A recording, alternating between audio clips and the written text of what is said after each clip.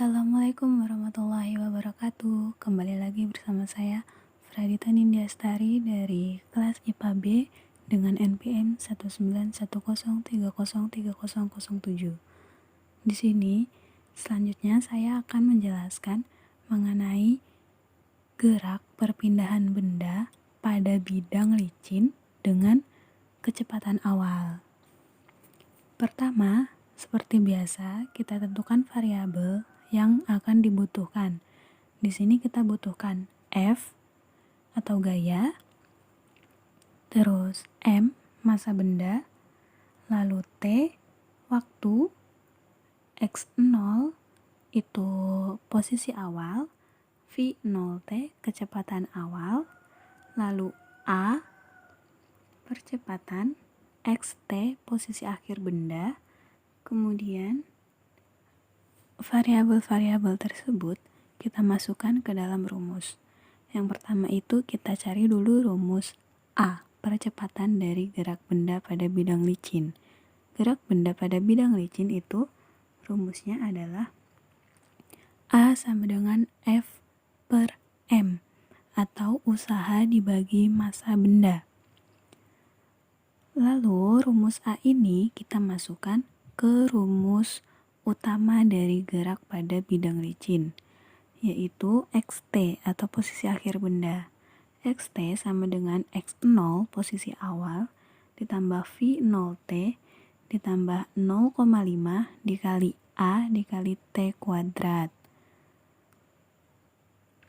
Kita di sini pakai F-nya contohnya 5, M-nya juga 5, T-nya 0, X0-nya saya posisikan di minus 160 dan V0T-nya saya pakai 10. Mari kita coba pergerakan bendanya bagaimana.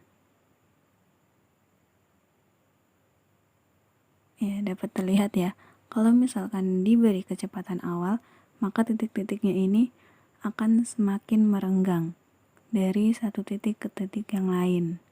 Itulah akibat dari adanya kecepatan awal.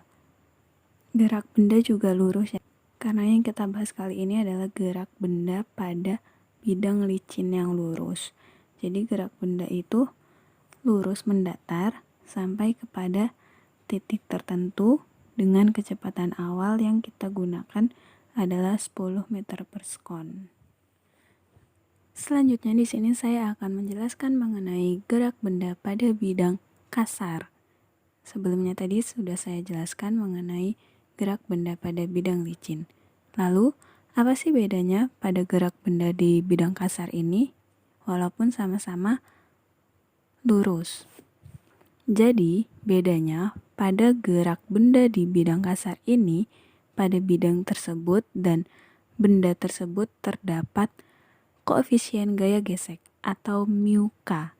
Lalu μk ini nanti akan menjadi gaya gesek kinetis atau sintetis. Nah, yang saya gunakan di sini adalah gaya gesek kinetis. Oke. Seperti biasa, sebelum kita memulai, kita perhatikan dulu variabel-variabel yang digunakan.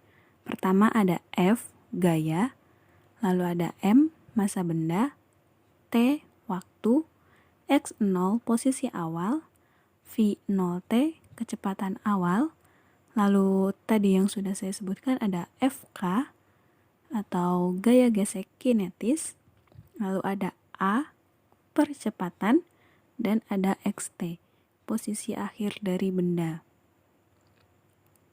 Untuk kegiatan kali ini, saya menggunakan F-nya itu bernilai 2, masanya juga 2, X0-nya saya posisikan di minus 177, V0T-nya saya pakai 30 meter per sekon, lalu FK-nya saya gunakan 0,5. Nah, langkah pertama kita cari A-nya dulu, percepatannya dulu.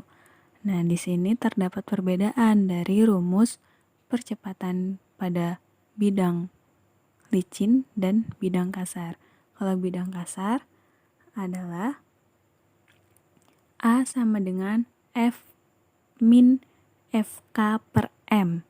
Lalu di sini kita tulisnya A sama dengan F per M dikurang FK per M. Lalu rumus A ini nanti kita masukkan ke rumus utama, yaitu mencari XT. XT dari gerak benda pada bidang kasar adalah XT sama dengan X0 posisi awal ditambah V0T ditambah 0,5 dikali A dikali T kuadrat. Nah, bagaimana sih gerak dari rumusan tersebut? Mari kita lihat. Kita lihat ya.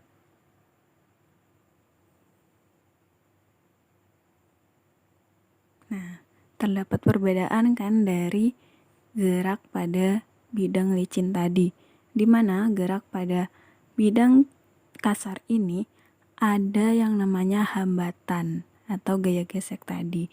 Jadi, hambatan ini akan menghambat benda untuk bergerak. Jadi gerak pada benda ini tidak lancar seperti itu. Ada yang namanya hambatan tersebut. Kalau bahasanya jadi mandet-mandet gitu, nggak los gitu.